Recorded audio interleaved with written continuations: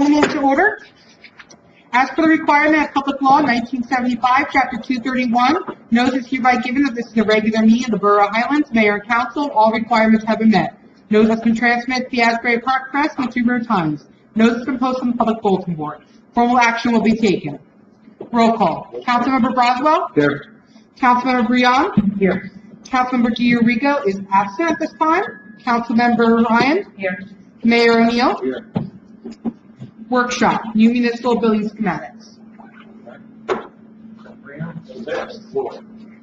you, Mayor.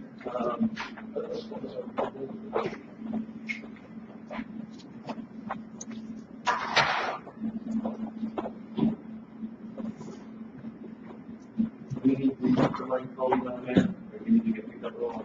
I think that's on there, so. Can you speak again?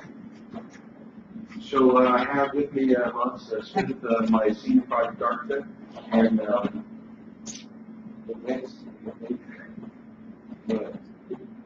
what I'd like to do is go through the plans and essentially what we've done for you. We provided some schematic plans in terms of the site and the use of the program, and just to get you acclimated, we'd like to go through those plans. Certainly take any questions that the mayor request. What's important to understand is this is our first blush. Something. Okay? This is not a scenario where it's not the only thing we can do. We just wanted to show you some level of layouts of the existing site. We only have plans, so there's no elevations, nothing of that nature. But I'm sure you're anxious to see how does it fit on the site. You know, how big is it? What are parking, things of that nature. So with that, I'd like to do take 2 minutes to go through the plans. Okay, the plans you see here are based on program that we developed with some of your officials. The building comprises 4 parts. The first part is the municipal offices of roughly 3,060 square feet. First aid component of about 1,700 square feet.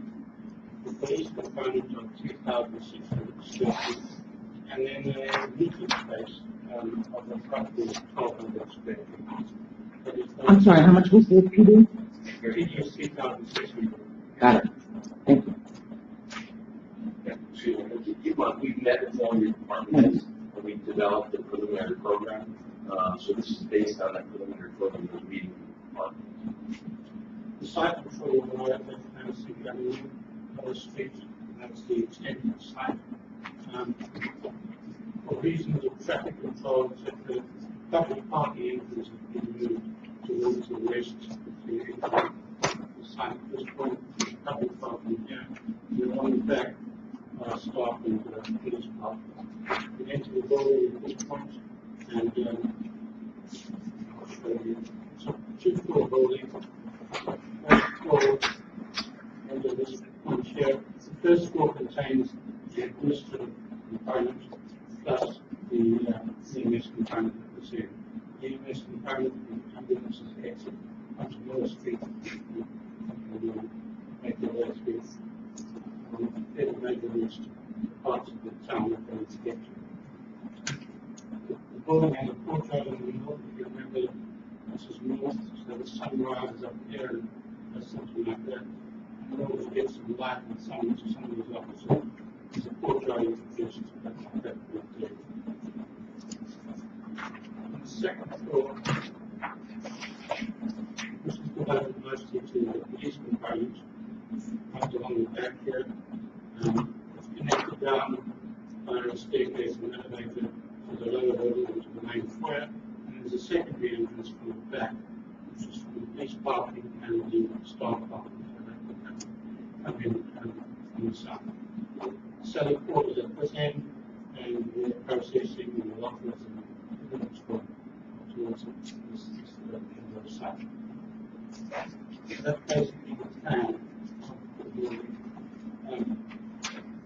We haven't really developed any elevations or sections, except to say that this portion is at one level and you can see at the other level because the site slopes quite steeply from the south to the north.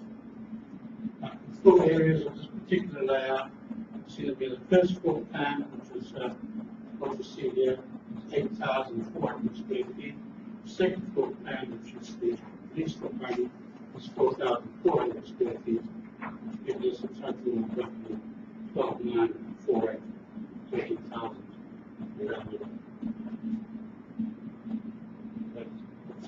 The capacity of the meeting room measures roughly 3, let's say they get roughly 50 people. The chair looks like this. Yeah, so 50 people, we can't have any full controversy. So.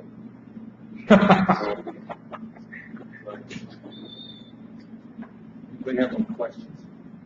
Can you put to the front, can we look at how the entrance would be from the highway?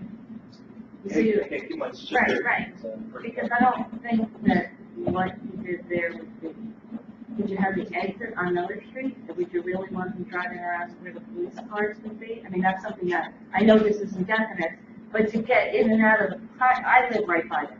I went to school at OLPH, so did the mayor, so I'm very familiar with the grounds. But getting on to Navison Avenue there, on and out, you wouldn't have an entrance and an exit right there, right? You wouldn't have to be continuous. Okay, so you can't enter and exit there? Yes. The rear section, we really want to reserve for police parking only. Right, I understand that. I think that there's going to be an issue if you have the entrance and the exit on the same location, because with the traffic coming down on the highway, if you're trying to exit the building and there's traffic backup, you're not going to be able to see if somebody's turning in. I think you're going to, I mean, I know that you all know that, but I think that's a major problem. I would think that you wouldn't want the traffic to go behind you. Well, you wouldn't. And I don't think you can have the traffic go behind where the police department is, but I think you might have to have an exit that's separate. Either the entrance right there where your hand was, the first part, and the first corner, and then the exit down the front, you I know. think there's a telephone pole around that area. Yes, there is. There are several. There's one actually in the front, because like it gets hit. We haven't had extensive conversations yet with our civil engineer. Mhm. We may certainly suggest that, but we did want to make certain that with regard to EMS, that they didn't egress onto the main road, onto the sidewalk. So that was one thing that was done purposefully.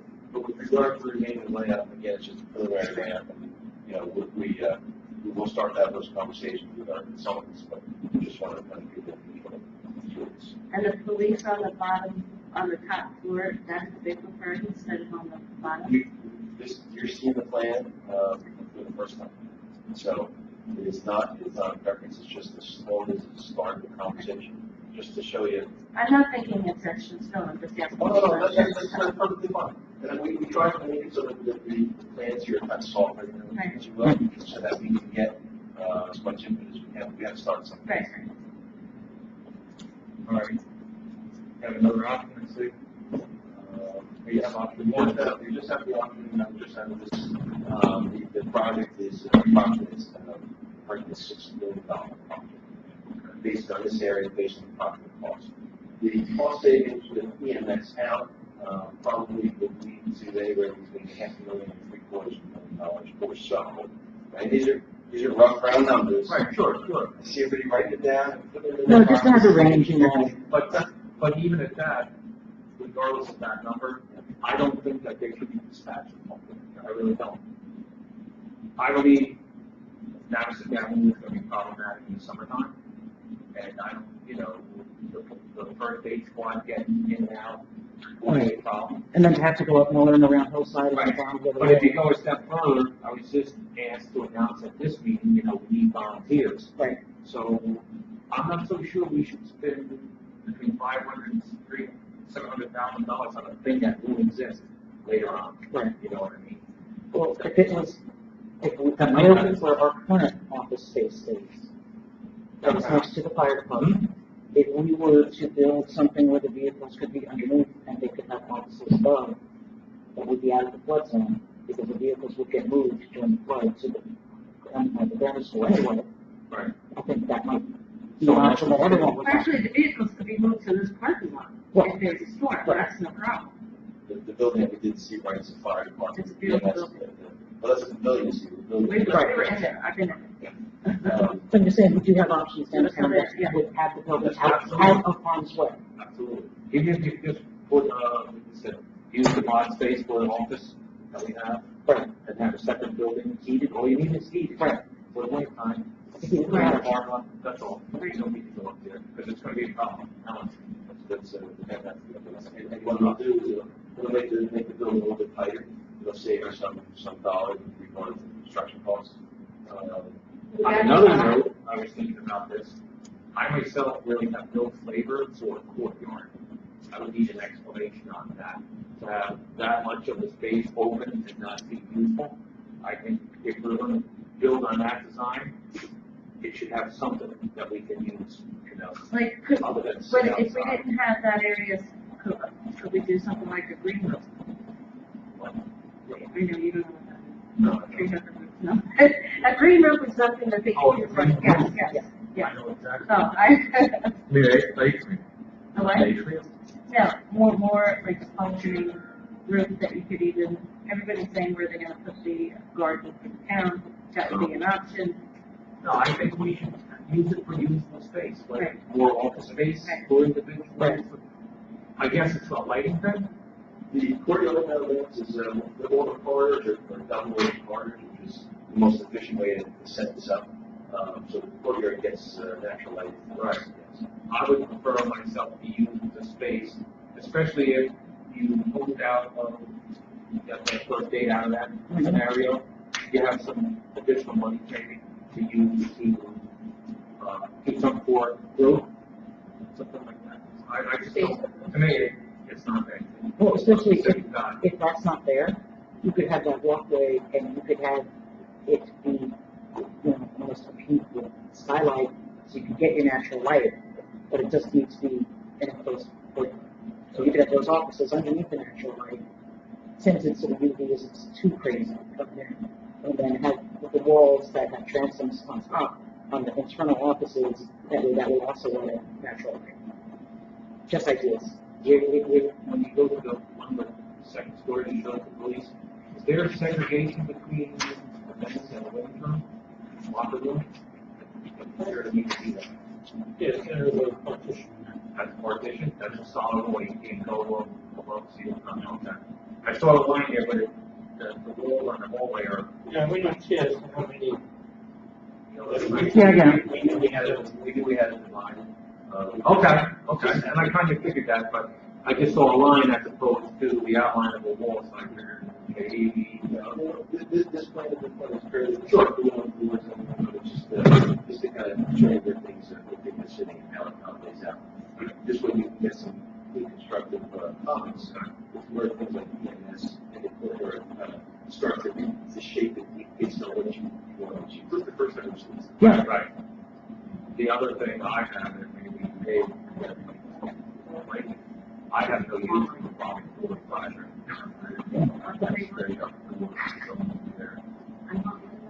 That's just me. Yeah, You it's know, like I know regular it's like- push bar doors. Right. The difference is if you would have a revolving door to take the place of the entry vestibule, right? Because that's what that does. Oh, is that right? Okay. Yeah. Yeah, but if you have a revolving door, which is dramatic, then you'll never have a scenario where the doors are always open to the exterior, right? So that's, the revolving door gets out to an entry vestibule. If you don't have that, you need to have an entry vestibule, so, you know, you're not opening the exterior door at the same time. Correct. Okay. But there's still regular doors on either side. So, is this meeting room also able to be a courtroom? This is typically any meeting room for a municipality would double as a court, in that, in council of chambers. But again, it is a massive, Will the meeting room have a built-in dais? that one, yes. Okay. So, we So even on that point, I would think for future use, there should be a room just for us to meet like we are now. Like to be segregated from the phone opposed to a meeting. right. Exactly. You need a separate room, conference room right across from you. Is there? So maybe if we needed the meeting room larger, if we're taking away the, first aid section, we can increase that size? The answer is yes, the question becomes, our question to you becomes, how many people do you want to put? We can make it as large. We can make it as large as you want. It's a function of the number of people that you want to come. That's all. Now, the first floor of the meeting room is where you can sit, the second floor is open to the ceiling. Correct. Is that how it works? It's double height. Okay. All right. Don't want to balcony. I was gonna say, that's a good way to get more people in there. Traffic and first floor. Yeah, you get more range on the space, that's what the, the balcony. But if you, Just, keep it locked in as an overflow, you would have that, that big meeting, that you can have people up there, If you I have was that, thinking about even recording. I was gonna say for performances. I can sing. We have a second floor access to this place. No, No, but I mean, it's double height. A balcony, like So, jump wall. double height space, so we have, this is a double one space. so we have that fun, we have the office and that if you want. Exactly, you could still have the extra seating on top. What, a balcony in the meeting room? Yeah. Well, 50 people, I've been in four times that. I was gonna say, we could do town halls that have Right. close to 100 people, at least 75. When the bridge is going on, in high school, you'll have that every once in a while. I mean, if we're gonna build it, we may as well build it to, If you built it, then. yes, I knew that. So if you were looking, so the base floor, can accommodate 50 persons, would you say, let's say, just give us a balcony, whatever extra seating we get, or would you say, look, I need another 25 seats? I would go along a number like that, 24 seats. I agree. Yeah. How about you? I'm just saying in terms of, I'm charging percentage, right, now we provide 50 persons. It's not a scenario where you say, look, I want 100. Right? It sounds like a scenario that you get me 75. Okay. Yes. Because basically right now, there's almost 50 chairs right here, right now, and that's it. Close. Close. You figured it out real quick. Okay. So, and also certainly wants to comment that hearing that relationship, we see where the PD is, you see where the administrative office is in terms of the party. Is it the back of the building, it's on the second floor, administration's on the first floor in front of the building. The meeting room, that's here will be fairly, you'll be able to see it from the street, fairly well, the way that it's set up. Again, if EMS goes away, we can look to redesign this area and eventually eliminate the courtyard. I would tend to think, for greens here, that we look into taking that out definitely and moving forward without the first phase here. Oh yeah, you got more space in that courtyard than in the meeting room.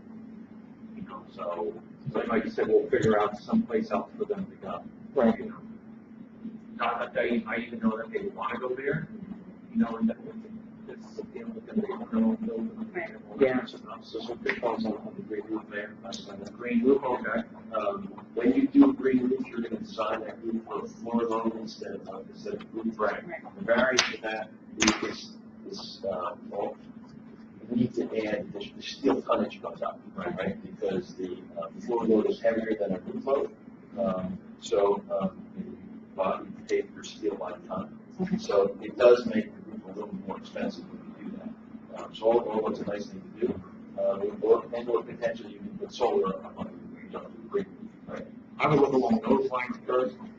I did a couple jobs at Princeton University, and that's their thing out there, green roofs. When you get up and look at that green roof from above, you're like, man, that looks shit. That's just that.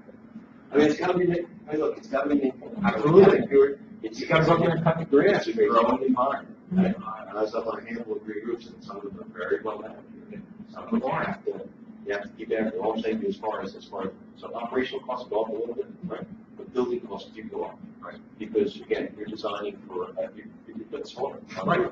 Designed for basically a snow load. 24/7. It becomes almost a live floor. Might be easier to look at something that's less of, maintenance, like if you want to go with the green and do a green wall, and you've got the oxygen flowing, it's a lot easier to maintain. I mean, we can do this floor, and we did a rooftop, we Get a roof problem. Oh, yeah. That's not Sure it is. We did a new library in Sea Isle, it was LEED Silver certified. We can still go and try to get those similar points, it just won't be certified. So you can do, potentially you could do, low fixtures, you do some level of rainwater recovery, you do xeriscaping, which means more landscaping, doesn't need to be irrigated. So you can, we can get to, sort of points as far as, the points, you can place parking spaces for electric charging stations at 2 days and say, okay, we can do that. And then new construction experiences. I'm not even looking towards points. I'm actually just looking for some rainwater management. Yep. So. That was rainwater management. And points are great, but that's, You can, so can you put, if you don't do a green roof, can you put solar on it? And you have solar panels that you would own and then go to this inverter, so reduce the amount of energy you can provide for the grid. Do that, yes. Can you do rainwater recovery and gray water use? Yes. You can recover water from the roof and use it to flush the toilet. Right? You're not going to use it as safe as Right.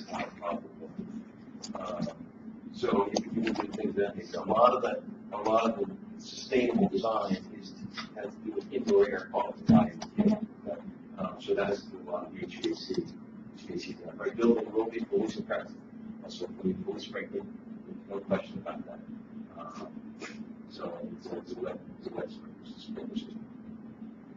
Okay. Where's that room? We'll get a mechanical room with the, units on the roof. Probably have to be somewhere on there. Yeah, but, What we do need is, that would be, we're going to need some kind of sound, dampening sound barrier between the residents. So the backside of the house, on the Avenue side, is going to have to be something with lights right. and noise.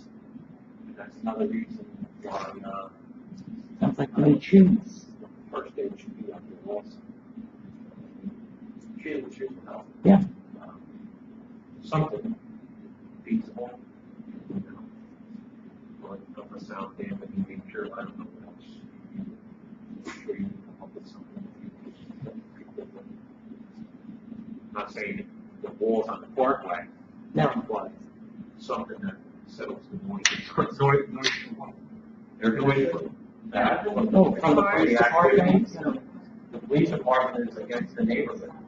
It's not on the front side of the building, so they're acting in 20%. I mean, slamming up doors, bringing a trunk in and having to argue with them. Once in a while, not very often, I don't go out that much anymore. Now, Sally's Port, what is that? You drive into that, the door's locked behind you, or? That's where I go employees come and walk in and. That's where the police bring them. So the sound port is there's an overhead door on this side and an overhead door on this side. These go in here, and this door opens, they're going to the reposers, and they process the prisoner here. When they leave, this door opens. Okay, so it's really drawing the sound of one side door open. Right. We got it. Would it be possible to flip it That's why and I'm have the wondering police about. department on 36? And then administrative offices? I was thinking more of having this department on the bottom floor for those reasons. The answer is. Right, right. I'm saying, would it make more sense?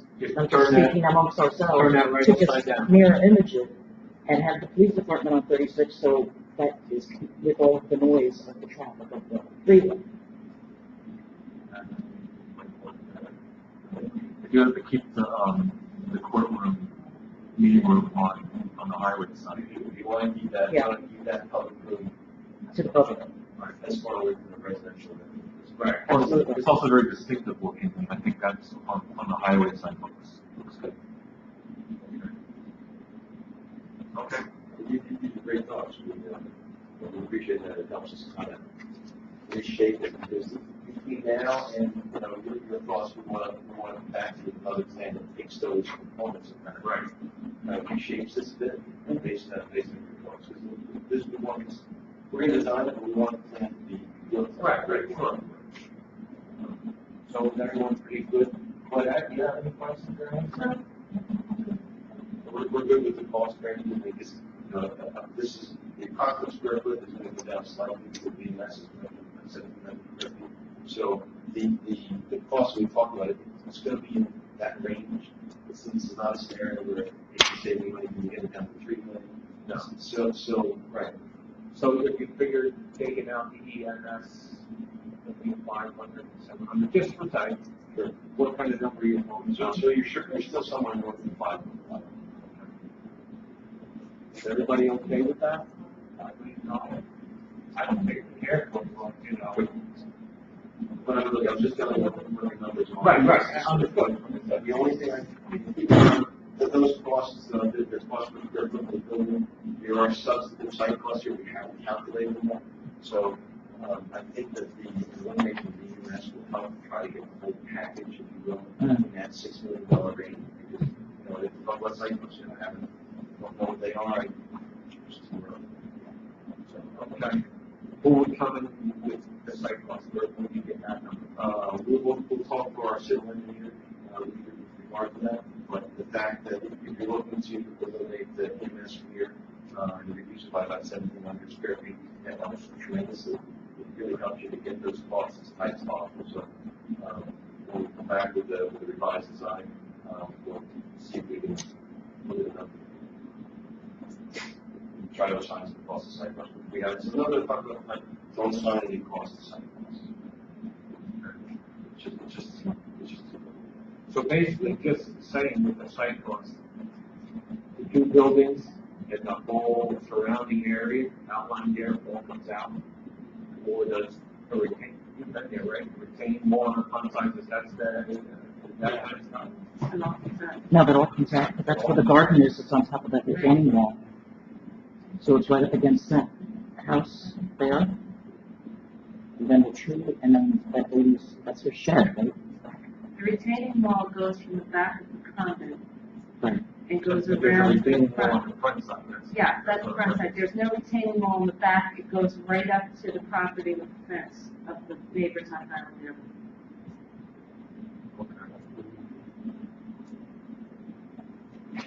So really, site costs would be, they're not inexpensive. right, but you would go more on this site to bring fill in and take it away. Not sure. Okay, that's fair. I just don't want to- Hmm. Because probably a Demolition quarter of the included? property is raised. There's some Yes, but I haven't- substantial buildings. Yes, but I haven't included it to offset that. Right. But that's part of what you call the site cost. Yes, definitely. Site costs there, Greg, was something that I haven't priced them yet. Just trying to get you into, the building's the driver, and there are site costs, they are substantive. I haven't looked at numbers for that yet. We will start tightening it up as we get to a building that is something. Okay. So the goal here is to try to get the building where you want to be and get as tight as you can be. Modify the site accordingly, and then we'll have the best product based on what you want to achieve. Because the site is really going to be a result of the building. So does everybody want to agree on looking at the vertical how it is now? You're going to put the knees on the back, Yes. lower. Yeah, I think that's a good idea. Keeping the meeting room on that. 36, Right. but the offices for Everything else. Administration. Will be upstairs. Administration will be upstairs on the back side. So we'll give us out, we'll work it out, what the plan for the most part here. Right. We can go to the site again, we're just going to come back to, we'll get it to the administrator, revise that plan, we'll try to get it electronically, just so you can get it. And balcony. And balcony, so we're going to have another 25 seats. Is everybody good with that? Yeah, could you split it again for the first floor? I just want to see which, if any of the administrative officers should remain on the first floor that are more public facing. You have to pick it right You know, Right this second. now. You have to- Yes, literally, really. there are certain ones that the public never sees, and then there's other one that the public sees every Just day. front of the house and back. Yeah, exactly. So if you're looking for us to split it, to keep front of the house in New York. Look, when we redesign this, there's still, there's three zones. There's public, there's private, and there's semi. Right. Public is only going to get into areas, is limited as far as door controls into public areas. Semi-public, or private, you know, that semi-public are things like conference rooms, where someone that works in the facility can go into the conference room and draw something from the public into that conference room. That's the farthest they can get. Right. So we need those three levels of security. When the building gets redesigned, we need those three levels of security. Because there's no reason for people to go from public to private if they don't work in the building. Right. If they're a public member walking into the building, the farthest they're going to get is semi-public. You know, unless you have a need, you should never have someone from the public come into the private office area. So we have semi-public areas that maintain the integrity and security of the private areas. And just on that, you would like, in my opinion, to have, when the residents come home, the employees are leaving, or like their house, you know what I mean? Right. That would be the administrative people. Police are going to be there all day, so they can be running on the first shift. Kim said she works 24/7. Works, yeah. So she can be there really. And Murphy bed, can we get that Murphy bed? They guard by the salary. That's how it's for, yeah. Where's the pool? Where, if someone's coming to Borough Hall to pay a bill, is there an office adjacent to a public area? That's what I was saying about public facing Yeah. places where the people come every day to pay their, The intention was that, you know, would be private, you know, city. The people that come to the different stuff, they go. So, and in the face of the gentleman, was the credit official. And in actuality, you can take the conference square, go to the record square, and the record square, Right. to the club, you can bounce that all around to make that work out. These are just boxes with labels on Sure. them for approximate sizes based on what you can. Right. So you see how that might fit on the side. But we need to do this just to have structure. yeah, absolutely. Otherwise, we just fall. Right. I want everybody to answer, to ask their questions. I think this is good because it helps us reshape this with your entity. We could do less something. Sure. Anybody else? All right, you got any questions or anything? No questions. Okay. Everyone look at one page again. So would you like us to leave this here with you? We can get the electronic version of this to the administrator. Yeah. Whatever you prefer, this way at least to get more questions, which I suspect you will. You have a little more time to look at it. So, That would be great. So we'll get you the electronic version of this option. That would be great. Perfect. Perfect. That'd be great. Well, you want the public to see this today? I don't know if it's ready for the public. Well, just, This can start making questions that we don't. yeah, I would say we're already making so many changes and we've just been looking at it for a half an hour. It's great for my office, though, that if you have a question or any Right, right. ideas, you know. Leaving it here doesn't mean it can sit on any. Correct. I'll go with it. Okay. All right, we better get to it. Thank you very much. Thank you so much. Very good, thank you very much.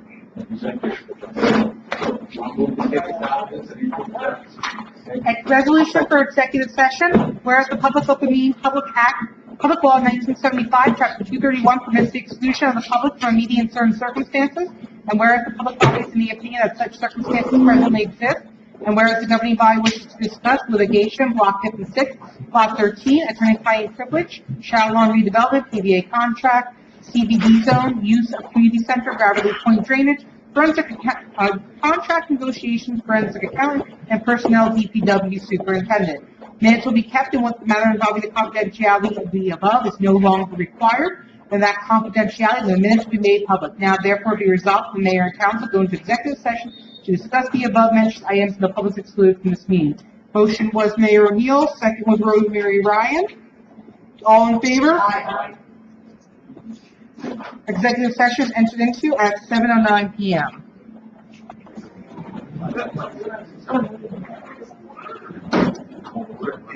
Call the meeting to order as per the requirement of Public Law 1975, Chapter 231. Notice is hereby given that this is a regular meeting of the Borough of Highlands, Mayor and Council, and all requirements have been met. Notice has been transmitted to the Asbury Park Press and the Two River Times. Notice has been posted on the public bulletin board. Formal action will be taken.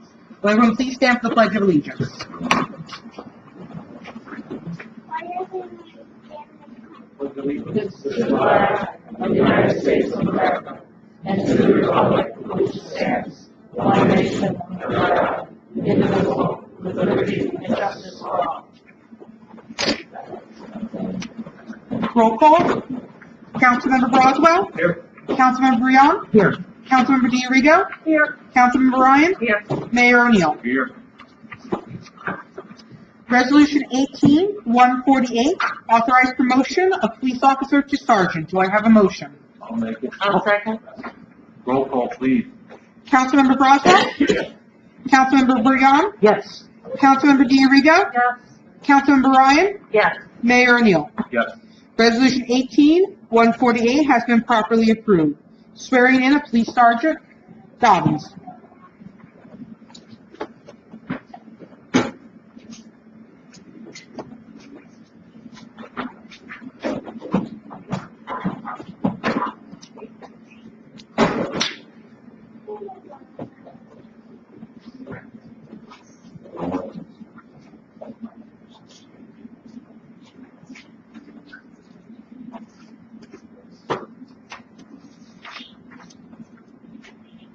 I,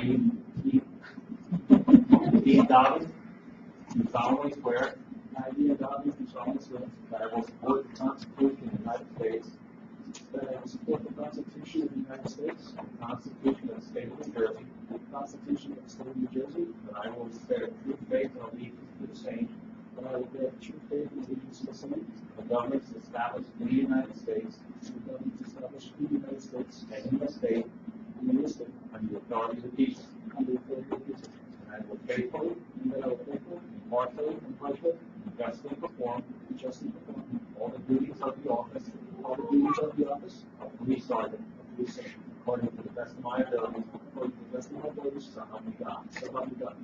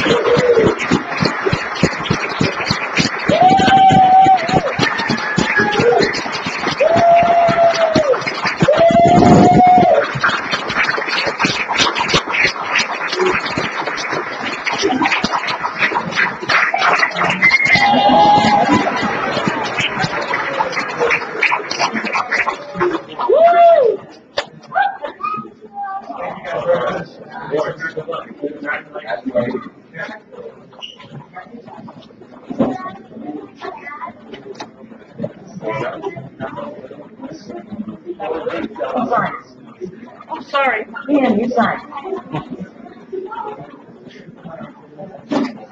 For his pay raise.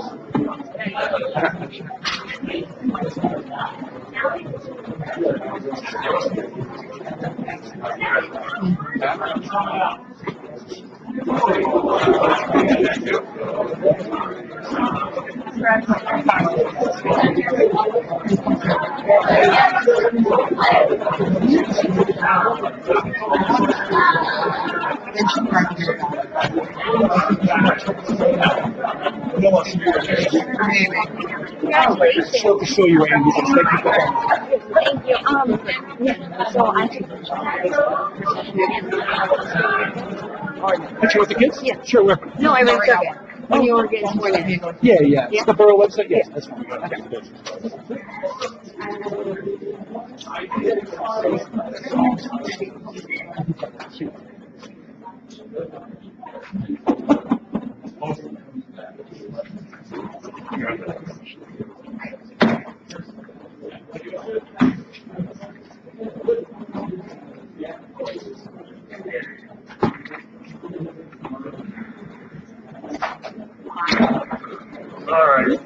Next on the agenda, resolution and public hearing, resolution 18-164, authorized preparation and submittal of the CDBG application for fiscal year 2019.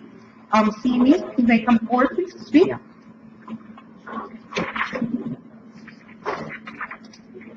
Well, my name is Drew Pavlik. I'm an engineer with CME Associates, a consultant, helping out with some grant application. This grant is a community development block grant for 2019.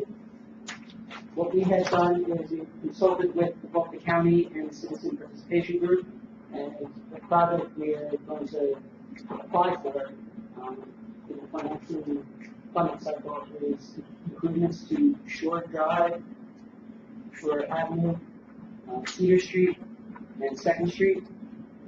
This will consist of upgrading curb ramps in that overall area and repaving, resurfacing within the eligible area of Cedar Street and Second Street.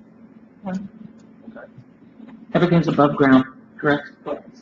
I had been asked by a couple of residents after seeing that map if it was at all a possibility that some traffic calming measures such as speed bumps could be a part of this project, or if not, that it could be done at the same time with other funding from the borough, just to get some of the speeders, the people that are driving fast on Shore Drive, to slow down a bit. Yeah, that's something we can look into. Great, thank you. I think we had a bill once and people complained about it. No, with the rumbles. No, I'm not talking about rumbles. I'm talking about bumps, like on hillside. I don't know, just so that something can be looked at. Of course. Most of the work is gonna be on Second Street. Second Street, a little bit of Cedar, and Shore Drive, around where the Zach is. Okay. I wouldn't have ordered that. All right. And that's handicapped corners, All and right. again, the road people. Anybody else, any questions? Okay. Let you off the hook now. Thanks. We are opening the meeting to the, Okay. opening the meeting to the public strictly on resolution 18-164. If you Anyone? wish to speak, please come to the front, say your name and address. Okay. I'll close that public portion of that. Do I have a motion to approve resolution 18-164? So offered. I'll second. Roll call? Councilmember Roswell? Yes. Councilmember Rion? Yes. Councilmember Diorigo? Yes. Councilmember Ryan? Yes. Mayor O'Neill? Yes. Resolution 18-164 has been properly approved. Consent agenda. Resolution 18-149, authorized release of maintenance bond for the First Hartford Realty Corporation / CBS. Resolution 18-150, extension of noise ordinance for Scuba and the Beast. Resolution 18-151, support New Jersey Department of Transportation bus stops along Route 36. Resolution 18-152, approve change of location of disabled parking space. Resolution 18-153, renewal liquor license for 2017-2018 term. Resolution 18-154, renewal liquor license for 2018-2019 term. Resolution 18-155, approval of the fire department membership application. Resolution 18-156, support submission of application for NJDOT Safe Routes to School program. Resolution 18-157, authorized advertisement to bid for 2017 road improvements to Valley Street. Resolution 18-158, authorized advertisement to bid for the emergency sanitary sewer repair contract. Do I have a motion for the consent agenda? So offered. I'll second. Councilmember Roswell. Yes. Councilmember Brion. Yes. Councilmember Diorigo. I have two questions. May I ask? Sure. Okay, so, what is the benefit that School and the Beast is hosting, or what is this, Okay, what happened there is, one of their employees, has just been diagnosed with cancer. And, they're doing a fundraiser to help her pay her, bills. okay, and we're not gonna make a regular habit of extending It's sort of an extraordinary this circumstance. work? Okay, that was my first question. My second question, Chief, is this, the same 156, is that the same thing that we had applied for last year? Yes, The same- it was a school, yes. Okay, Okay. And in this route that we're doing for this, go-around is for the triangle that surrounds the grammar school, so it's a little bit of 36 going down Linden and then going up Waterworks Avenue to redo all of those sidewalks. Okay, perfect. Good. So nobody called. Councilmember DiRigo? Yes. Councilmember Ryan? Yes. Mayor O'Neill? Yes. The consent agenda has been properly approved. Resolution 18-159, authorizing lease performance guarantees of Navasink Shore, Sandy Hook Bay, Block 101, Lot 27.03. Do I have a motion? So moved. I'll second. Roll call. Councilmember Broswell? Yes. Councilmember Breon? Yes. Councilmember DiRigo? Yes. Councilmember Ryan? Yes. Mayor O'Neill? Yes. Resolution 18-159 has been properly approved. Resolution 18-160, authorized payment of the bills. Do I have a motion? I'll make it. I'll second. Councilmember Broswell? Yes. Councilmember Breon? Yes. Councilmember DiRigo? Yes. Councilmember Ryan? Yes. Mayor O'Neill? Yes. Resolution 18-160 has been properly approved. Resolution 18-161, approve request for waiver of alcohol ban for community center rental. Do I have a motion? I'll make the motion. I'll second. Roll call. Councilmember Broswell? Yes. Councilmember Breon? Yes. Councilmember DiRigo? Yes. Councilmember Ryan? Yes. Mayor O'Neill? Yes. Resolution 18-161 has been properly approved. Resolution 18-162, appoint part-time police communication operators. Do I have a motion? I'll make it. I'll second. Councilmember Broswell? Yes. Councilmember Breon? Yes. Councilmember DiRigo? Yes. Councilmember Ryan? Yes. Mayor O'Neill? Yes. Resolution 18-162 has been properly approved.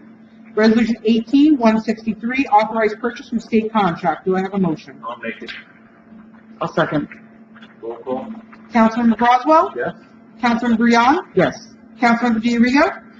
Yes. Councilmember Ryan? Yes. Mayor O'Neill? Yes. Resolution 18-163 has been properly approved. Resolution 18-165, authorized change order number 1 for Cedar Street. Do I have a motion? I'll make it. I'll second. Roll call. Councilmember Broswell? Yes. Councilmember Breon? Yes. Councilmember DiRigo? Yes. Councilmember Ryan? Yes. Mayor O'Neill? Yes. Resolution 18-165 has been properly approved. Ordinances, introduction and first reading. Ordinance 18-16, renaming Paradise Lane to Harbor Side Point Road. Do I have a motion for introduction? I'll make that. Like open to the public? No. No. No. That's next one. Do I have a second? I'll second. Councilmember Broswell? Yes. Councilmember Breon? Yes. Councilmember DiRigo? Yes. Councilmember Ryan? Yes. Mayor O'Neill? Ordinance 18-16 has been properly introduced. The public hearing will be on August 15th, 2018. Ordinance, public hearing and possible adoption. Ordinance 18-14, bond ordinance providing for various capital improvements and appropriating $500,000. We need to open the meeting for public. Anybody have any questions on this? I'll close it. Do I have a motion to adopt ordinance 18-14? So moved. I'll second. Roll call. Councilmember Broswell? Yes. Councilmember Breon? Yes. Councilmember DiRigo? Yes. Councilmember Ryan? Yes. Mayor O'Neill? Yes. Ordinance 18-14 has been properly adopted. Ordinance 18-50, capital ordinance providing for various capital improvements and appropriating $500,000. We open the meeting to the public. I'll open the meeting for public. I'll close the meeting. Do I have a motion to adopt 18-15? So moved. I'll second. Roll call. Councilmember Broswell? Yes. Councilmember Breon? Yes. Councilmember DiRigo? Yes. Councilmember Ryan? Yes. Mayor O'Neill? Yes. Ordinance 18-15 has been properly adopted. Other business, engineers report. Good evening. Good evening. We'll go through my status report. The 17 road program is complete. I've reported that previously. The final contract amount came in at $665,000 and change. The original contract amount was just under $700,000, so it's about a $35,000 under contract completion. We also tweaked a few extra work items in there, so that was a very successful project. We have a maintenance bond that has been posted. That'll cover work through May of 2020. And the remainder of the closeout document is in progress, processing of this closeout document. Shore Drive Pump Station, we have a contractor engaged. They have ordered the replacement pump. They have given us a tentative schedule. They basically need 3 weeks to complete the work once the pump arrives. They are projecting August 20th as the start date, and the following 3 weeks after that to do the work and button everything up and get out of Dodge. Again, that will be strongly dependent on whether the pump arrives as promised by the manufacturer. So that'll be a project moving forward. The Veterans Park Electric, we have been working feverishly to tweak the drawings for that, to reevaluate the main panel location and elevation. We did take some steps to provide a generator for the concert last week, and are prepared to do that moving forward until we can get the other matters resolved. We're closing in on the elevated platform design and how that's going to work. We've been in touch with various members of the administration to figure out what the most appropriate and best way to handle that situation is. I think we have that moving in the right direction at this point in time. We will continue working on that until we get that finally resolved. The police trailer, we had done preliminary work on getting sanitary sewer. We have a water service line that was installed by the water company, and we took some grade shots a few weeks back. We believe that we can get a gravity connection in there. There was a concern that we would have to do a pump system, which we really didn't want to do because of long-term maintenance and backup electricity and all those kind of things. So we had solicited informally with some contractors to get pricing to install that line that would basically run from the trailer down to the towards the South Street, and then connect down by Veterans Park in there. We're optimistic that that would be the best short to midterm solution. So we'll continue to push that to completion. Do you have any rough timing on that? I'm hoping that we'll have an answer for you at the August 15th council meeting. I want to get the numbers back so we can make a recommendation. The Valley Street stormwater design, we had incorporated that to CME, and that was the discussion that you had earlier on your resolutions. The 16 CDBG sanitary sewer program, we have the contractor similarly engaged. We had the pre-construction meeting. We expect the contractor to mobilize shortly, ASAP. We'll push hard to get that completed as quickly as we possibly can. Just for awareness, that was generally storm sanitary sewer lining with some of the bladder type linings and a little bit of storm sewer work, generally within the Huddy area between Bay and Shore, side streets over there. Additionally, the HMGP FEMA grant for some of the flat valves, we had 3 of the valves were installed over the last couple of weeks. We have a little bit of money left in that grant. We're currently reviewing that, and we will figure out which of the other locations are the most suitable. I know we've had some preliminary conversations. We will finalize that, figure out how many more we can get under that grant. And if there's any viability of getting any additional funds, we'll certainly look into that as well. That kind of dovetails into some of the miscellaneous PW, the FEMA PW work that we have of record post-Sandy. There's a number of different programs, the North Street Pump Station, which is storm pump, the Water Witch sanitary pump station and building, along with the myriad of other things that were all kind of lumped into several PWs. That the document trail is somewhat lengthy. It seems like it's changed a couple times on what the scope of work is, so I've got some folks digging into that to come up with all the avenues that some of this I believe has been done, some of the elements, others have not, so we need to really just rescope and bring that back and meet with the administration to basically come up with a pathway to completing the work in a timely manner, and also making sure that we have the scope accurately to what the borough desires to have done, making sure we have things that are fundable by the PWs and reimbursed. So I have some manpower on that we're going to be pushing that envelope pretty quickly as well. Last but not least was the FEMA update that was previously, just kept that in there just for general awareness. The zoning office has been exceptionally busy, both with new applications, old applications coming back. Some of the flood elements are starting to come back now. Folks with elevating their homes are now kind of asking questions about, okay, what does this mean to me? So I think that's a good thing. I did hear a couple of people come in and said, hey, thank you. I just got back with my insurance carrier and they told me my rates are going to go down. So hopefully we'll hear more of those stories. That's definitely a positive. And but there's also a number of older zoning matters that have, I guess, needed some attention. So we're looking into some of those zoning compliance, a few complaints that I have, and a few other things ongoing. But it's been a very busy time at the zoning office. Anybody that stops in on Thursday night can attest to it. It's usually a nonstop stream of traffic coming through. We're doing our best to get things through the pipeline as quickly as we can, but there's definitely a lot of work to be done there. So I just wanted to report that, and I will be happy to answer any questions that they might have. To just tap on what you were saying, if you have flood insurance and it's through your mortgage company, you need to notify your mortgage company right away that we've had a flood map change. You do not need to get another elevation certificate.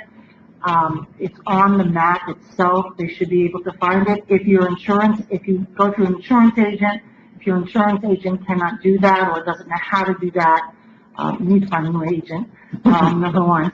And if you are paying through your mortgage company, you may want to consider taking it off your mortgage company. My flood insurance, as you all know, started out at $35,000 a year. It is down to $311 with the new map adoption. So, and I removed it from my mortgage company because my mortgage company was insisting I was still in the old map. So you may want to pay attention to that a little bit.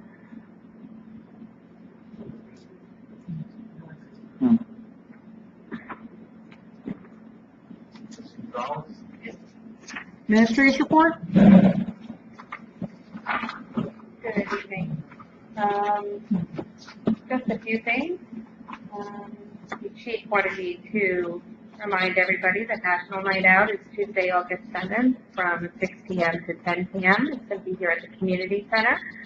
They're going to have hot dogs, music, bonfire, and duck paint. Hope everybody can come out and have a good time. Share the night as a community. Friday night, they're going to have the movies on the beach. It's a great event and it's free for everyone. It'll be a nice night. We're going to have a concert tomorrow here on the beach here. It's also free, so everyone, they can come out. It's going to be a nice night. Cranston Dean is playing. I think he's also going to have another, who is it? August 16th. August 16th as well. They're going to be here on the beach as well. And then they're also going to have another concert at Veterans Park next Thursday night. And Clam Fest is August the 2nd through the 6th. Is that correct? Yes. Okay. Plainfield has been out. They're doing sewer jetting on the sanitary sewer lines. So if you do see Plainfield out here, they're still doing some jetting of the sewer lines. The summer camp is here at the community center, and I do ask that we don't have the residents walking through the camp while the camp is happening for safety reasons for the children, and that you do have photo ID, that if you are here to pick up a child, we do require that you do have photo identification available if you are picking up a child, and you do have to be on the pickup list. Valley Street Drainage Repair Program is going to be going out to bid.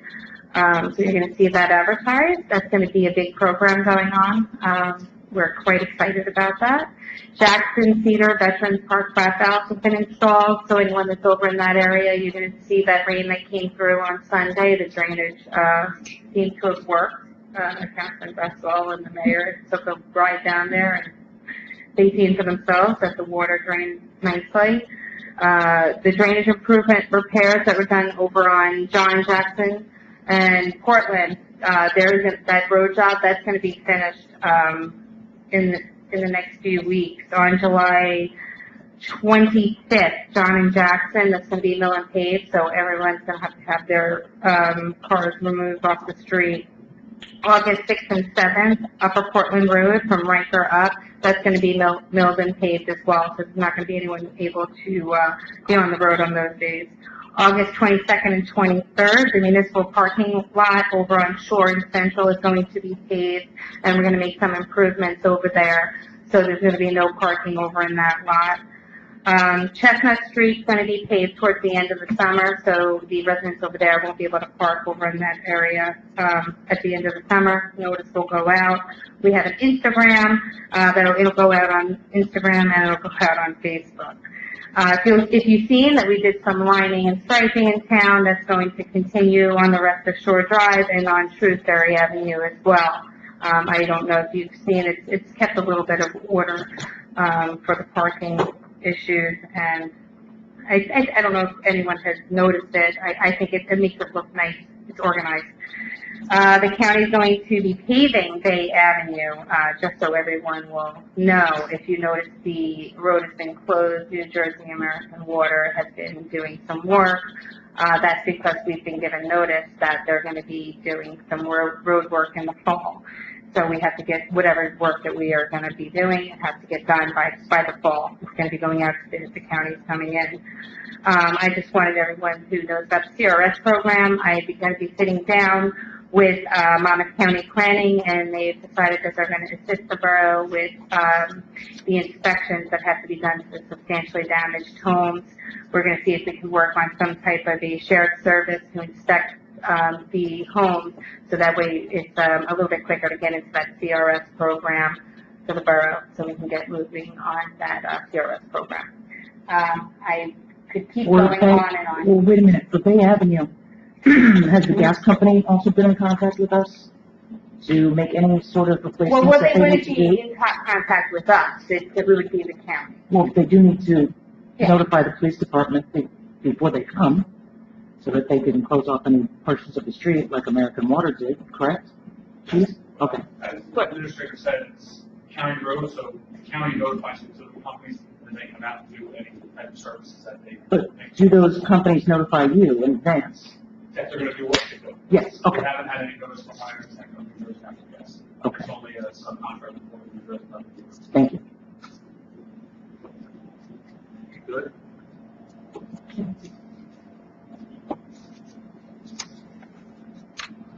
I'll just interject. I had an inquiry from someone on Bay Avenue.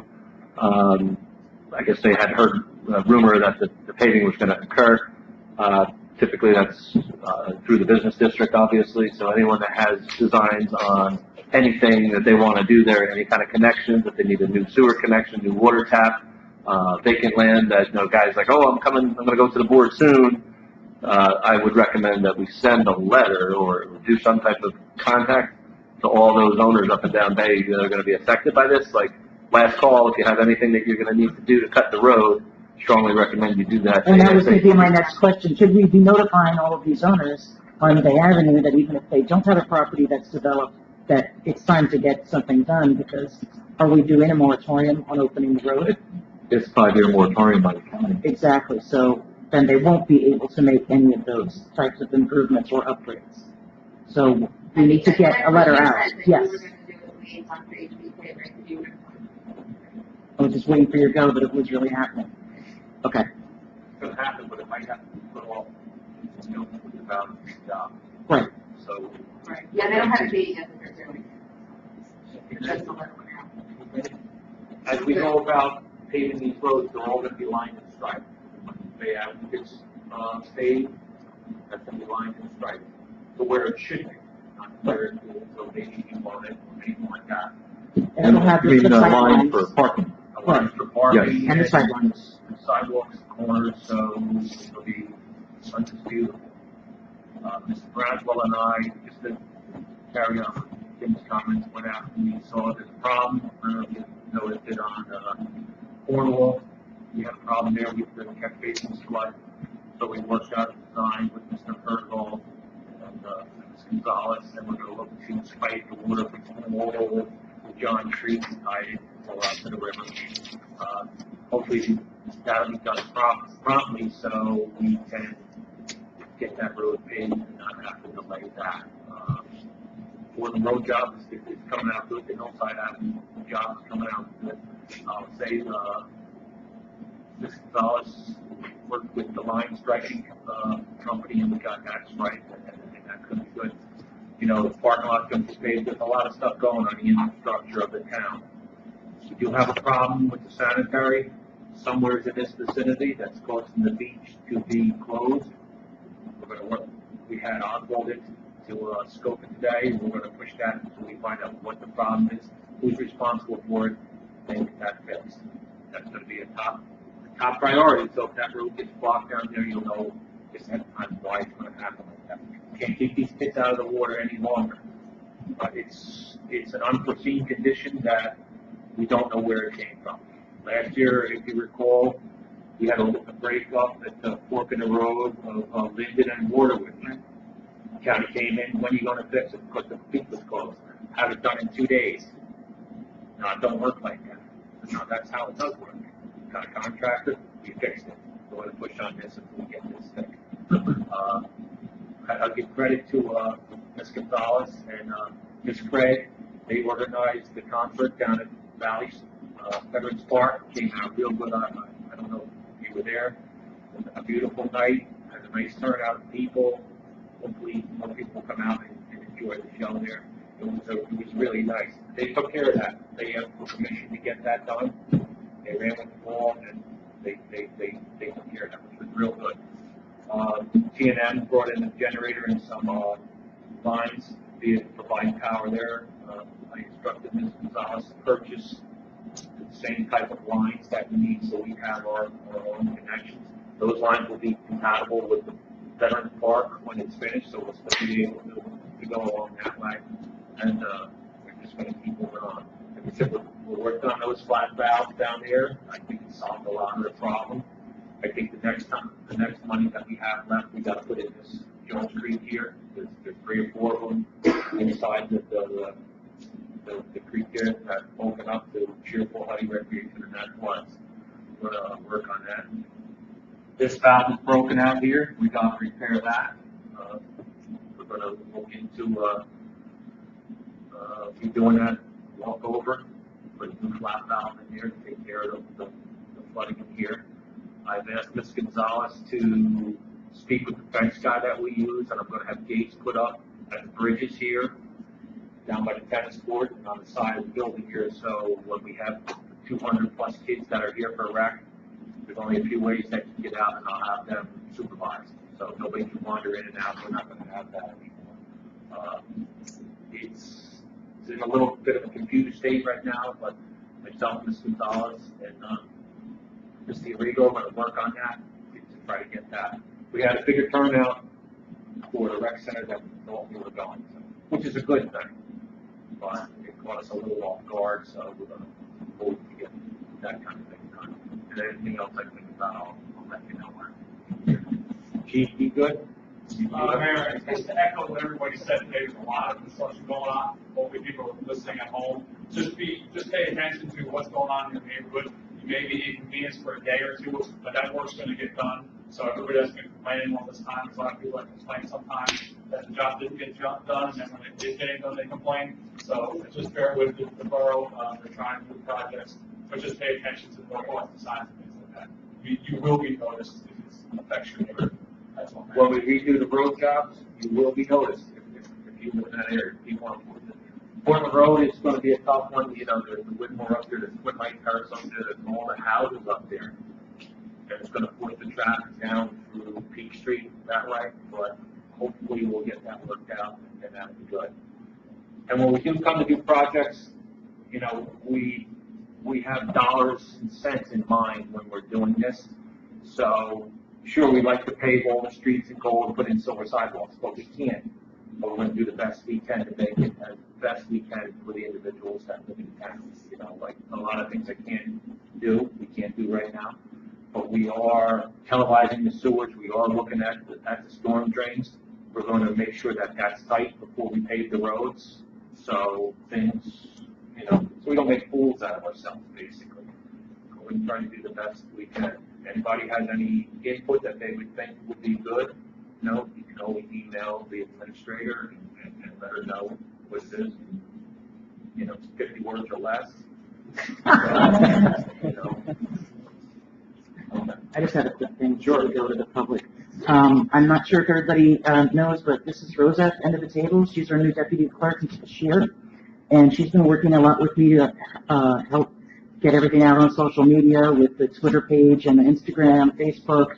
And just today, live, we have a new email notification section. So on the front page of the website, scroll down a little bit, and you can sign up for alerts about either the community calendar, what's going on in town, emergency messages, employment opportunities, when council agendas are posted, land use agendas, rec, press releases, and RFPs. We'll probably add to that something like a road work page or the news and announcement page where we generally post road work notices. And then you can just choose whatever you want to get or if you don't want to get them. So that way it's up to you the type of notifications that you want, and then you can opt out at any time if you feel like it's too much email. And I also believe that Ms. Rosa is going to come up with like a newsletter. Yes, she is. We're working on that, and Rosa's... Public officials or your town workers or Albrecht, chief of police, see how that works out. Hopefully, you know, that will, people will like that, you know, keep up to date on what's happening. So. Rosa's going to be joining the communications committee at our next meeting to help work with that team. So we're gonna be getting the word out in every mode that you can possibly imagine. Okay. Everyone got any other comments? I'll make a quick comment about all the projects that you hear are being reported on. I believe that probably the last 10, 11 months have seen more infrastructure projects and paving projects than have been done in combined decades prior. We've been making very aggressive moves to getting our infrastructure. Infrastructure is something that can be forgotten and unseen by politicians. They don't like to spend money on things that you don't see. And this council and some of the council from prior to me joining it have been very diligent at that. And something that I feel strongly about is keeping our infrastructure in good shape. What the infrastructure that we do now is probably going to last 100 years, and that's going to put Highlands in a very good position going forward, so that the people for the next 100 years won't have to deal with it like we're dealing with it now. That'll put them in a good position to see Highlands grow. Also, to add on to that, several of the members of the council, not myself, and Mr. Gonzalez has met several times with Middletown, Monmouth County, and the state of New Jersey to try to solve the water problem that comes down Waterwich from Monmouth Hills. I think we're on pretty solid ground now. We've got a pretty good relationship now on that. Mr. Gonzalez has been in constant, you know, contact with them and updating them and getting feedback and speaking about it. So that's another thing that we're going to look to solve. You know, try to move forward with that. That's correct, Rick. And I've only been on one meeting. I can't say I initiated those meetings, but I can tell you that for the entire history of Highlands, which I think is 118 years now, we've been receiving water from other jurisdictions, water that's not our own. And this is the first time in 118 years that they've sought and gotten aid from those jurisdictions where that water is coming from. And we all know water downtown is a problem for us. So, you know, kudos to Carolyn and Ken for This is the doing first that. time that we sought it and actually got a response in a positive manner. So he's been pushed off on it, but now I think we're pretty thick. Yes.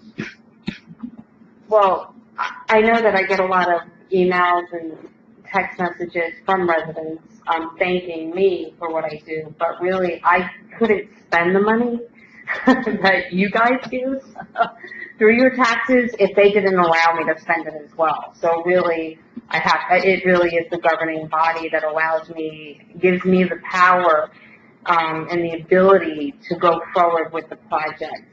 It's when they work together as that strong front that allows me to do what I do. Because, if they're not together and working together, it doesn't let me do much. So really, it's really them up there and it's you guys that let's get done for the town. So, thank you. Now that we're in a mutual fact-padding association kind of thing, one of the main positives with Ms. Gonzalez is when you give her direction, she follows them out. And that's important. We're volunteers here. We go and do the things that we have to do to pay the bills. But when you speak to Ms. Gonzalez, and I'll speak for myself. I speak to her, we come up with a plan, we drive her around, we see what needs to be done, direction is given, direction is followed, and that's key. We rely on her to do her job, and she contacts the engineer, finance guy, everybody else, the attorney, to try to make this go. Nobody's as smart as everybody. So, if we all pull together and do what's right, we can get things done. Just a couple of things about the recreation. The movies on the beach this Friday is Gnomes. I don't know anything about the movie, but it's sure. No, July is in August. And Greg Wells and Jen have been working very hard they have this huge screen that we saw last night. We did a dry run yesterday. It was quite amazing to see this screen. It will start at dark, probably around 8:30. They're asking that people start gathering around 8 if you could. It should be a good night, Friday night, so it'll be a lot of fun. Greg is bringing a bubble machine and some other kind of entertainment, so it'll be fun for the kids. For recreation, as far as the summer recreation program, there were 267 children registered for this program this year, the largest ever. There were 151 non-residents and 116 residents. I don't believe there were any scholarship requests, as far as I know. That was all paid residents and non-residents who paid for the program. So we are... Really? Not one? Well, then just leave it and look. Trust them. And I think we're readdressing all of that now. I mean, it is a large group. I think it surprised a couple of people. And we're committed to this program, so we're moving in a direction to have a little bit more structure in the program and some more things happening for the kids, because we need to really diversify a little bit, especially with 151 non-residents. We need to put up a really good appearance for everyone coming into the town. With 151 kids, that means there's at least 151 parents, if not 300 parents, that are seeing our town. So just wanted everyone to know that. We're going to work that out. So this what that says, we think much shorter. We weren't really properly informed about the number of people that were going to show up. So we have to make changes, and that's going to all be worked out. And one of my big concerns was the security. As Chief can tell you, now the school systems are on high alert, and you can't get into a school to get a kid. So we're really working on structuring around this building so that the kids are very secure and nobody can wander in or out. We have purchased cameras. We just haven't done installed. Mayor, with that being said, sorry to interrupt. I know athletes down here pretty regularly on the program. Good. And I would suggest you consult with the principals from both the high school and the elementary school to see what they do for security instead of recreating the wheel. Right. You can just find out what they do. We're working on all those things. So, and like I said, we do have cameras. We just have to get them installed, and that's going to be another thing to watch the exits, watch the entrance, so the kids are safe, the employees are safe. That's about it. Anybody else have anything to say? We're closed portion and open public portion. Okay. Public portion. Public comment. See me, you don't raise your hand. I'm sure it's breaks on. Yes, sir.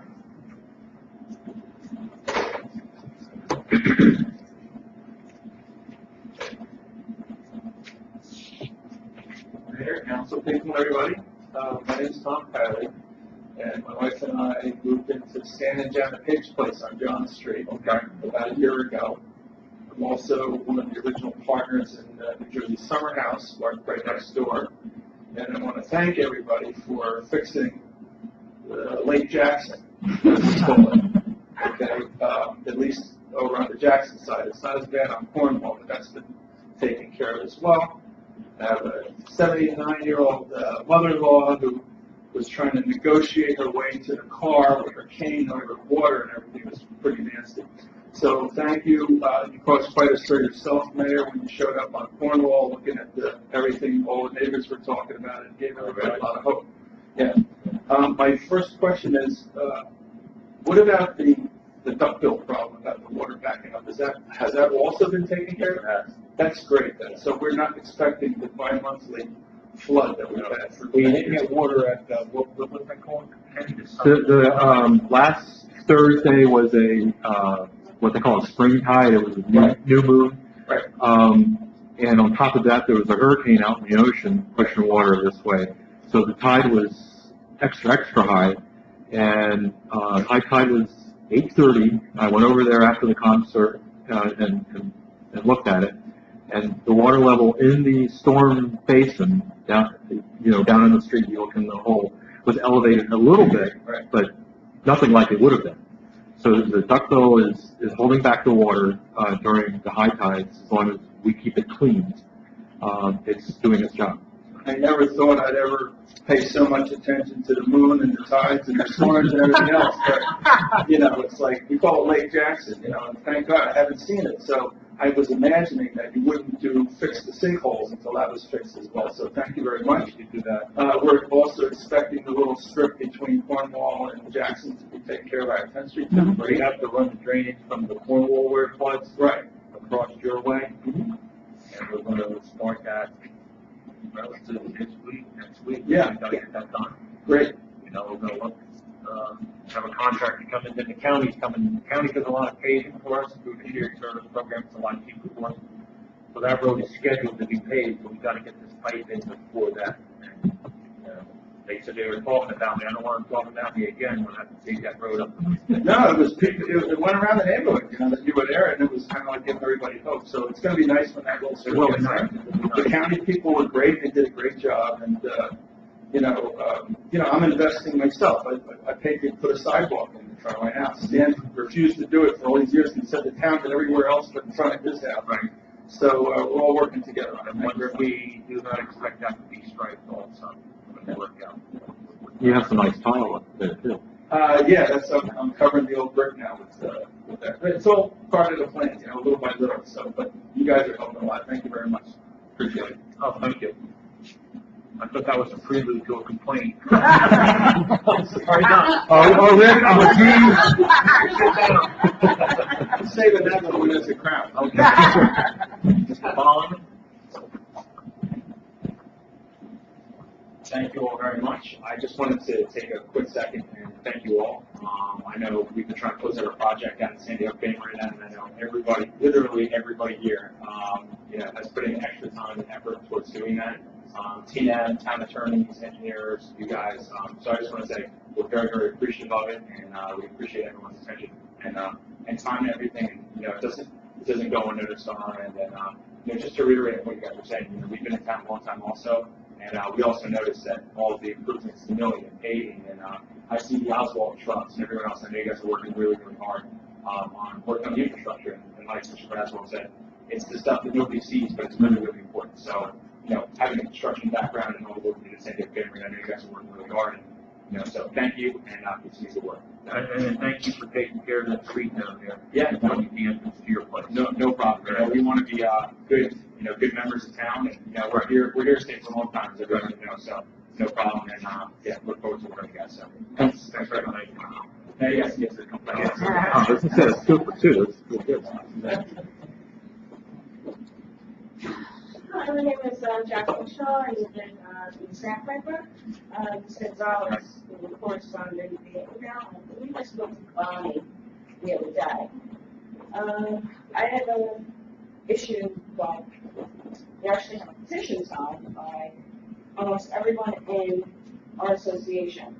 When you guys put those parking spots in, there is one that's by our apron where we literally have to pull out into oncoming traffic to make a left. And I don't know if any of you guys have driven down there in the morning when the commuters are running late for the boat, one is lying down this road. They've been in 2 weeks. I've almost been hit 4 times already. And all we're asking is to get that one spot rezoned the fire zone, so that we can actually see getting out of our complex. And like I said, it's a simple petition, it's to the point, this is a majority You of might people. not be able to do it as a fire zone, you might have to do it as a site triangle or something like that. That it's extremely dangerous. And like I said, Understood. when the commuters are running, You can do that? Would you look at that, chief? When you can, you know? Absolutely, Mayor. I will, yes. Okay. I can take it and I'll do up with the chief of the back. it's like I Yeah, said, sure.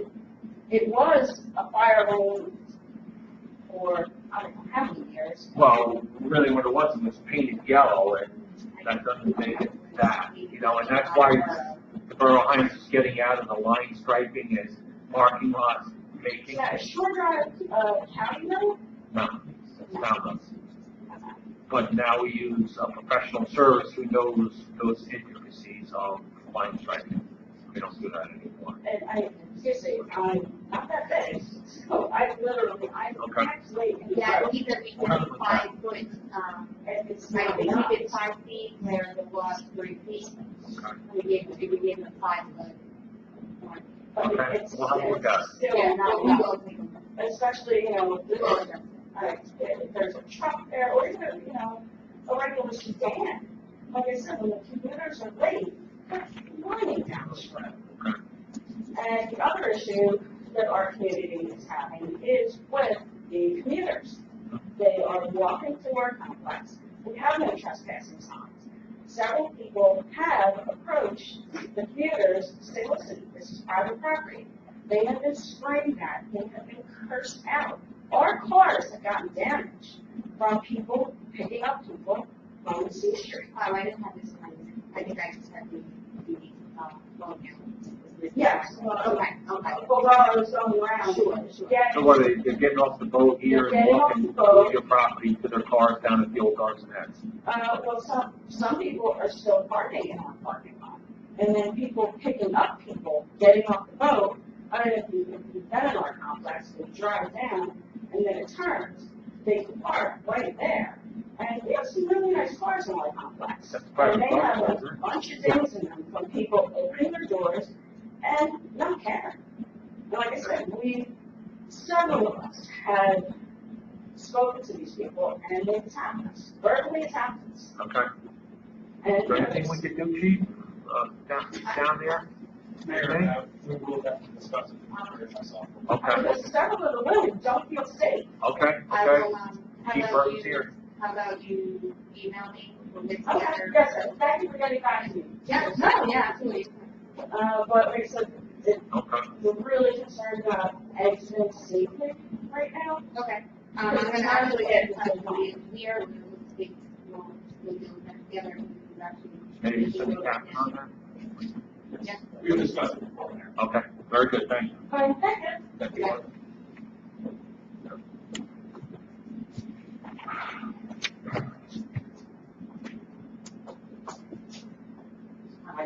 Treasurer, there, 31 right? I missed the beginning. I know it was in, executive, but is there any information about Captain Codes that you can share? We're still working on the redevelopment. Okay. It's, we're just working on the redevelopment plan. Okay. It was in the executive session, so I thought I had. It's actually not. Oh, it was full? Okay. But I have still that code, I'm sorry. The other thing I wanted to mention is, the 36 runoff that I know you guys are all working on. And I know that there's this community walk grant that covers that area. I'm wondering if that could be maybe. It doesn't cover the area of codes. No, of 36 runoff. I'm on to 36 runoff. Trish, can I talk to you about? We can actually discuss that if you'd like. You want to call me tomorrow? Okay. We discussed it earlier before you got here. We can actually have Because a long discussion. I think we should be catching it uptown and not allowing it to come down. You actually missed it. We actually had spoken about it before. We've had meetings with the county and Middletown about it. About doing just that, catching it up there. Cool. And I Sorry. community block rent, it covers that area, so I don't know, if we need to put in some money, that might help. And I'll just let you know, the NJDOT parking lot has more potholes than Route 36. So we went out there, so, yeah, but when we did go out there, we did talk to them, but that was the first thing we said. Yeah. I know. Nice. And then I know you're working on the sewer lines, which is great. I know there's always a problem. And I'm concerned about, once again, the structures that are being built over here, straining our sewer system. They're putting in a lot more bathrooms, a lot more sinks, obviously, and I'm hoping that it'll get addressed. I mean, I know why it was done. Why what went on? Why people are allowed to build these Changing the height from 3 feet. But there was less than 10 three-story homes in this entire town, downtown. So now you're just allowing people to build higher, and it has nothing to do with FEMA's from. Okay. So I'm worried because it's putting more strain on our infrastructure over here. We have very bad infrastructure here, which is where we're getting sewer leaks all the time, because we just keep flooding. And this is just gonna cause more problems over here. So I'm asking you to address this. Okay. I'm really concerned. Okay. That was it. The other thing these structures, just to tell you, they are bringing in cranes to put roofs. So now, that's pretty big. You're gonna need a crane to put a roof on something. That's something you see in New York City. You don't see it on a little fishing in a fishing village. So that's just my opinion. The other thing I wanted to mention that the light, there's a light that's been out on Waterwitch forever that we've been calling about, really dark. You've been calling who? GCP&L? Yeah, and we're just getting more. Okay. There's a stop sign down over here too, on Cheerful and Waterwitch. Waterwitch and Recreation. Thank you. Stop sign on where? Down, I don't know. what Waterwitch and Rec. Yeah, right That around the gets stolen corner a over lot, here. along with the street sign there. That gets missing. And the one other thing I wanted to ask, and I guess it would be up to the chief, is if we could put a four-way stop sign at the end of Waterwitch and Bay, because it's really hard to get across, especially with the C Street, because now they cut through and go down Bay. Well, we actually have a traffic officer and we have a meeting plan, so we're actually doing a study on where we need to change the traffic, setup. So I have a hard time with line of sight coming down the hill and crossing Bay Avenue, because people come whipping around that corner, and you have to pull out to see. So, I just think it would be safer. Well, in reality, when Bay Avenue gets paved and the lines get painted, that should alleviate that, because it has already on Waterwitch in front of the hardware store in the park. Yeah, I just think you have to pull, where the hardware store is, it's hard to see who's coming. So you have to pull out a little, and sometimes people come really close. There's no parking in front of the hardware store on Waterwitch. When we restripe it, it should be the same radius on the other side. We have to move the car further down the street so you'll be able to see. Yeah, I think the building is the problem, yeah. I can't move the building. No, I'm not asking you, I'm asking that if there was a four-way stop sign, if people respected We actually have, each other. the chief has a designated traffic officer, so we have to sit down and we actually we have a map out, everything that residents tell me, so I'll just put down for them, so I know what we're doing. That's probably the petition to the county, right? So, Absolutely. Yeah, that's a bigger one. Mayor, I'm sure you know. Yeah. Excuse me. Okay, thank you. Okay. I think I'm done. Steve? Oh, and thank you, everybody. It does look good. Everything does look good, and I'm glad we got a lot of cool things going on. Thank you. Finally, cool.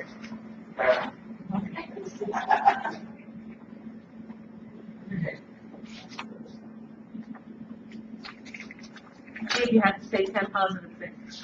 Well, you know, it's just like right here, it's like Tom says positive things, Helen says positive things. I'm waiting for the day when I can say something. I'm waiting. I mean, I have, but they're not really in the category that I want them to be in. So I might as well start there. I wanted to follow up on Tom, Steve Solid, 205. Thank you, sir. Bay Avenue. I wanted to follow up on Tom Reed's dissertation last week about the Heroin Anonymous meetings here on Sunday, whether we found another place to put those.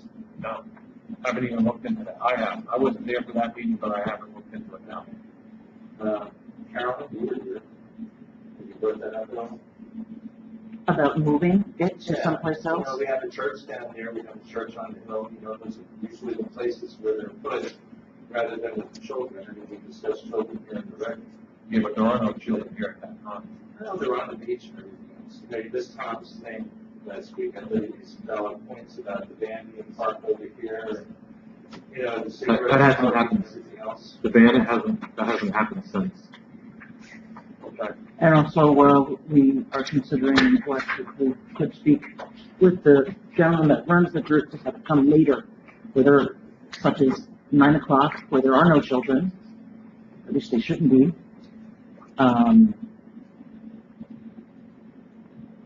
I mean, there's other options that we could do. Yeah, well, you know, I think now following up with Tom, I haven't collaborated with him on that, but that would be nice, and I think that's a start to listen to what the public has to say. Yeah, we'll always take one up. Thanks. I'll speak with the individual. Then, the subject that's near and dear to my heart is the Highlands Business Partnership. Carolyn, have you done anything as far as my concerns? I am We're working with almost- Bonnie to get all of the requested paperwork from HBP to be housed at the borough offices, so that that can be looked at any time. Okay, very good. That's a start.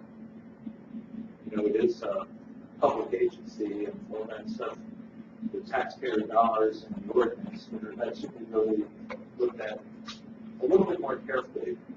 Okay. I sat into that conversation, and that's what's going to happen. Okay. Check the information, we can move forward. Sounds good. Thank you. Okay. Thank you. Anyone else? Jerry?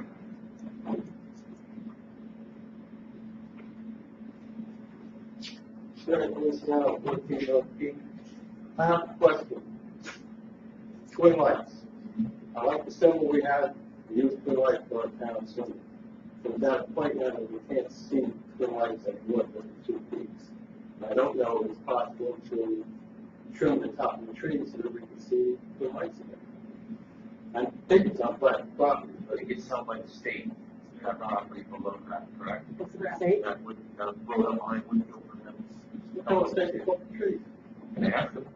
I don't know. Now, that's just something I thought I'd bring up because you don't notice the whole thing anymore like you do. Okay. Okay? That's a great question. Anyone else? We good? Anybody from the table? And then move to public portion. For a second? I'll second. And move to adjourn.